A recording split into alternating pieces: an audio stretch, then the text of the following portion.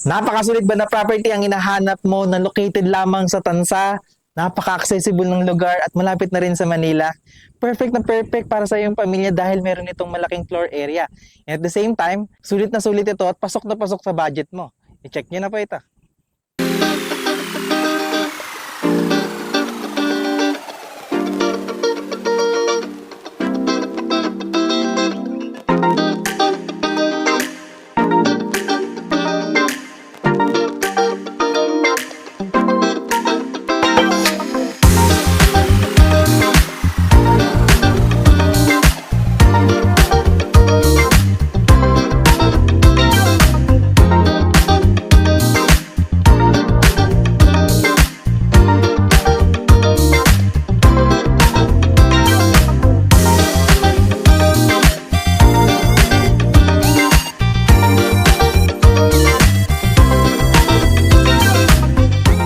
Good day mga ka-Your Homes. Nandito po tayo ngayon sa Barangay Santol, Tansa, Cavite, and for today's house tour po, i-feature po natin at magbibigay po tayo ng update sa project po natin na si Sapay Residences.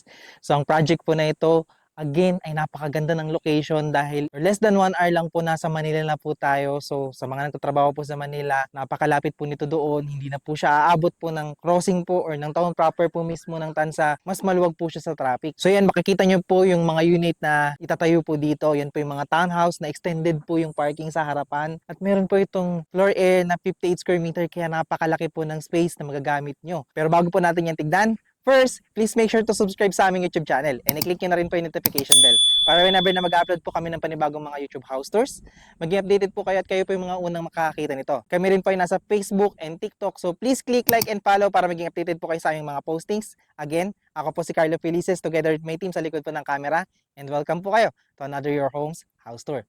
Again, ang project po natin na si Sapay Residences ay located po sa Barangay Santol, Tansa, Cavite, kaya po napakalapit lang nito sa Manila. Less than an hour po, nasa Manila na po tayo. And at the same time po, paglabas po natin dyan ng highway, may sakayan na po tayo dyan ng mga bus, papunta po ng PITX or sa Pasay. So yan po yung advantage po ng project na ito. Kaya kung kayo po ay naghahanap ng project na malapit po sa Manila at accessible, lalo po kung doon po kayo nagtatrabaho, napakaganda po at perfect po ng location ng project po na ito. And at the same time po, ang amenities po natin dyan, maliban sa swimming pool, kumpleto po yan. And kung mapapansin nyo po, malapit na rin po yung mga establishments na kailangan natin sa pang-araw-araw. Ang Sapay Residences po ay continuous po ang construction. So ongoing po yan kung mapapansin nyo. Ayan, yung mga una po nating nabenta, ginagawa na po yan at malapit na po yung mga turnover niyan. At kapag nakita nyo po dito sa site or pagpunta nyo po dito sa site, pakikita nyo na po yung progress po ng development po ng project po natin na ito. Again, ang mga model unit po natin na itatayo po dito ay mga townhouse po na extended po yung construction niya sa harapan. So meron na tayong initial na bubong sa ating parking and malaki po ang floor area niya. Syempre, kasi extended po yung paharap. So mga less na po yan sa may papagawa po natin. So ano pang hinihintay natin? Tignan po natin ang unit. Tara! Ang ating model unit po dito sa Sapay Residences ay townhouse po na extended po ang ating harapan. Meron na po tayong initial na bubong. Meron po itong lot area na 44 square meter. Yan po yung minimum natin. So in case po na gusto nyo po ng mas malaki or corner units, meron din po tayong available dyan. Pag-usapan po natin yan sa inquiry ninyo. Meron din po tayong standard po na floor area na 58 square meters. So ito naman po yung space natin sa loob ng bahay. Kaya kung mapansin nyo, dahil po tayo extended sa harapan, yan po, nakasama po yan sa space. Kaya malaki po talaga yung space natin dito sa unit na to. This is provision for 3 bedroom po yan. Ang unit po nito ay bare turnover, so tayo po yung makakapag-decide ng pagkakadesign po ng ating bahay. At conventional po yung pagkakatayo nito, kaya napakamatibay. May poste, may biga, and plain cement finish po yung pagkaka-finish po ng ating mga flooring at saka ng walls. Sa ceiling po natin, naka-steel deck po yan. Tignan po natin yan later. Meron po itong provision for 3 bedroom. May 2 toilet and bath. May toilet and bath po tayo sa ground floor at sa second floor. Meron po tayong living area, may dining area, may kitchen area po tayo, may service area po tayo. If ever po na gusto nyo ilabas yung kitchen nyo, pwede naman po yan. And pwede rin po yung laundry area. So, yan po yung mga spaces. At the same time po, meron talaga tayong parking. Yan, kung mapapansin nyo sa harapan. Ito po yung advantage, no, ng unit na to. Malaki na yung floor area, meron pa tayong space para sa ating parking. So tara, pasukin natin. Dito po, kung mapapansin nyo, ito na po yung space natin para sa parking. And as you can see po, ito po yung nabanggit ko sa inyo kanina na naka-steel deck na po siya. Ang advantage po kasi ng steel deck natin, yan pagka-construct po nila, Pagkapatong niyan, binubuhusan, hindi na po sila nagbabaklas, kaya mas matibay po siya. At the same time po, kitang-kita po yung mga poste po natin dahil conventional po yung pagkakatayo natin ng project na ito. And ito po, meron na tayong initial na bubong para sa ating parking. Ang laki po, no? So, ito po yung mga less na ipapagawa natin. Palagyan na lang po natin ito ng wrap tiles. Kung gusto niyo pong meron pong tiles po dito sa parking nyo, napakaganda na. So dito may nakaabang na sila na outlet, and as you can see, malaki po yung bintana natin dito sa harapan po ng ating bahay. Sa end unit po kasi natin may bintana pa tayo dyan sa bandang gilid kasi meron pa talaga tayong space doon. But anyway, ganito na may pagkaka-turnover niya, may division na po yan. So pasukin po natin ang loob. Makatibay ng pinto kasi, yun nga, naka-steel door na po siya and safe na safe. So at the same time po, bubungad po sa atin yung sinasabi ko po sa inyo kanina na tayo ay bare turnover. Plain cement finish ang ating sahig, ang ating walls, naka-steel deck po ang ating kisame and conventional mapagkakatayo. Kita-kita po yung mga poste at biga. Kaya napakatibay, napakagandang bihisan po ng unit po na ito. This is the space for our living area. Sa ating living area, spacious pa po siya. And kung mapapansin nyo po, dami nyo po pwedeng gawin. Pwede po kayong lagay dito ng sopa, dito po yung TV or vice versa. Kung gusto nyo po ma-maximize po yung space na yun. Sa ilalim po ng hagdanan, pwede po kayong maglagay ng cabinet, no? So, dito po yun naman, yung space natin para sa ating kitchen area, which is nandito po yung kitchen countertop natin. Ganito po yung pagkaka-turnover niya. So, marami po tayong pwedeng gawin. At mga idea para mas pagandahin po yung kitchen natin. But anyway, yung ating model unit po kasi meron po tayong model unit for 3 bedroom at saka 2 bedroom. Ipapakita po namin yan sa inyo later. Dito naman po yung ating dining area. So pwede po kayo maglagay dyan ng 4-seater. So dito po, ang ating service area. Ito po yung nabanggit ko sa inyo. Kung gusto nyo po itong ipatibag, pwede po yan at pwede po kayo maglagay po dito ng laundry area. Pero if ever pa na gusto nyo ipalabas yung inyong kitchen area, pwede naman po yan. So dito naman po, katabi niyan is yung ating toilet and bath dito po sa ground floor. Dalawa po kasi ito. Meron po dito sa baba at meron sa taas. As you can see po, kompleto naman po ang ating fixtures. May toilet, may lavatory, meron po tayong shower po na kasama to sa turnover. And ventilated na rin po ito. Hindi lang po siya naka-tiles at wala lang po siyang finish dito sa mga walls. So, PVC plastic door na rin po yung ating pintuan. Kaya kahit mabasa, hindi na rin po siya ganun kadaling masira. Ito naman po yung ating hagdanan.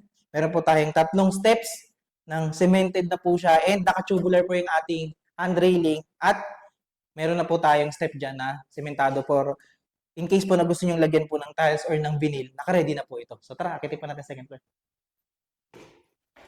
Tama-tama rin po ang ating space sa pag-akit po ng ating mga gamit. And at the same time po, pag-akit po natin, bubungad po sa atin ang space natin dito sa second floor na provision for 3 bedroom.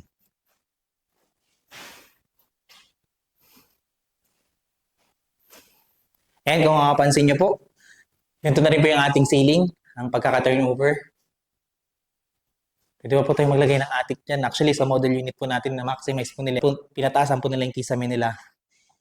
And, ayan, kung makapansin pa rin po natin, yung mga poste at biga, napakatibay po ng bahay po na to, no? Nag-focus po sila sa tibay, kaya po napakasulit at maganda talagang bihisan. Meron tayong mga owning na bintana dito sa side po na to. Nandito po yung ating front na bintana.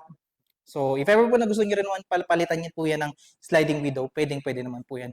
And dito naman po located yung ating second toilet and bath sa second floor.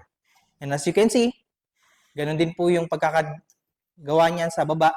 So, tayo na lang po yung makakapag-decide ng pagkaka-tiles, ng finish, or kung ano pong gusto nating gawing design sa ating toilet and bath. So, nakita po natin yung ating spaces dito po sa second floor sa ating unit po dito sa kay Sapphire. Ipapakita ko po sa inyo yung kanilang model unit para magkaroon po kayo ng idea kung ano po yung pwede nyo gawin or ano, gaano nyo po pwedeng pagandahin yung iyong unit kapag na-turn over na sa inyo. So tara! Ito po yung kanilang model unit para sa 2 bedroom. So i-check nyo po ito, tara!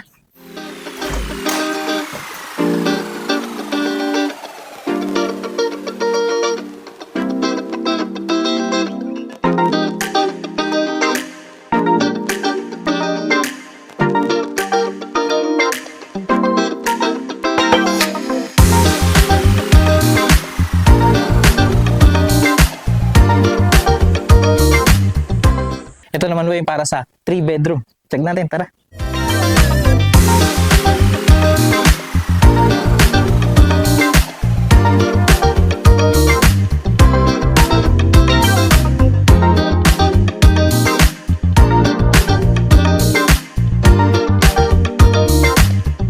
Magkano nga ba ang presyo ng ating mga townhouses na model unit po dito po sa Sapphire Residences na meron pong typical lot area na 44 square meter at floor area na 58 square meter. Ang ating total contract price po dito ay nag-i-start po sa 2,514,000. Meron po tayong loanable amount po yan kay Pag-ibig na 2,318,000. Ang total down payment po natin ay 196,000 lamang po. Sa ating reservation, 5,000 po ito at meron po tayong magiging monthly down payment na 10,612 pesos for 18 months po yan dahil po ongoing na po ang construction at mabilis na po ang mga turnover ng unit dito po sa Sapphire Residences. Ang ating monthly amortization naman po kay Pag-ibig ay magiging 14,462 pesos at meron po tayong required income po dito na 41,300. So in case po na hindi po kayo pasok sa ating required income na 41,000, pwede naman po ang co-borrower pag-usapan po natin yan sa inyong mga inquiry. So kung interested po kayo na magpa-free tripping po sa amin sa project po na ito and meron po kayong further inquiries, you can contact us sa number po na makikita nyo sa screen. Nandyan din po yung aming Facebook page. Kaya kung kayo po ay naghahanap ng property na malapit lamang po sa Manila at napakasulit dahil kumpleto po or malaki po yung ating space sa ating bahay, i-check nyo na po ito. Kung hindi pa po kayo nakasubscribe sa aming YouTube channel, please like, share, and subscribe na rin po para maging updated po kayo sa mga bago po namin i-feature na bahay. Kagaya po nito. Maraming salamat po sa panonood at magandang araw.